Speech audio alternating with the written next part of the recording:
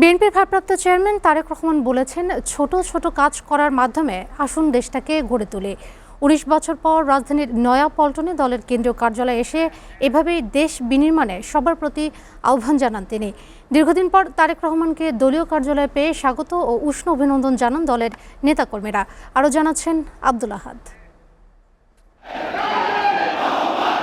দীর্ঘ ১৯ বছর পর প্রিয় নেতা ভারপ্রাপ্ত চেয়ারম্যান তারেক রহমানের কেন্দ্রীয় কার্যালয়ে আসার এমন খবরে সকাল থেকেই রাজধানীর নয়াপল্টনে ভিড় করতে থাকে বিএনপির নেতাকর্মীরা।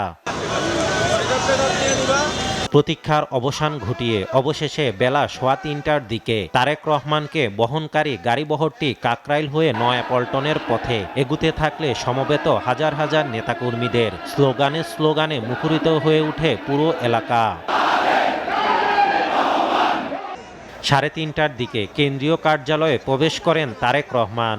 এই সময় তাকে অভ্যর্থনা জানান দলের সিনিয়র যুগ্ম মহাসচিব অ্যাডভোকেট রুহুল কবির রিজভী সহ সিনিয়র নেতারা। কার্যালয়ের দোতলায় নিজ চেম্বারের বারান্দায় দাঁড়িয়ে সমবেত নেতাকর্মীদের সামনের রাস্তার যান চলাচল স্বাভাবিক রাখার নির্দেশনা দেন তারেক রহমান। আর এখন আমি সকলকে অনুরোধ করব, দ্রুত আমরা রাস্তাটাকে খালি করে দেই যাতে সাধারণ মানুষ চলাফেরা করতে পারে। সংক্ষিপ্ত বক্তব্যে প্রত্যেককে নিজ নিজ অবস্থানে থেকে দেশকে সুন্দর করে গড়ে তোলার আহ্বান জানান তারেক রহমান। আমাদের যার যতটুকু অবস্থান আছে সেখান থেকে আসুন, আমরা আমাদের দেশটাকে নতুন করে গড়ে তোলার চেষ্টা করি।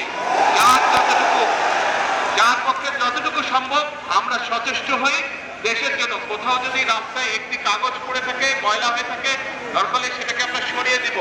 এইভাবে ছোট ছোট করে কাজ করার মাধ্যমে আমরা দেশটাকে গড়ে তুলে আসুন। সর্বশেষ ২০০৬ সালে দলের সিনিয়র যুগ্ম মহাসচিব থাকা অবস্থায় নয়াপল্টনে দলের কেন্দ্রীয় কার্যালয়ে এসেছিলেন তারেক রহমান।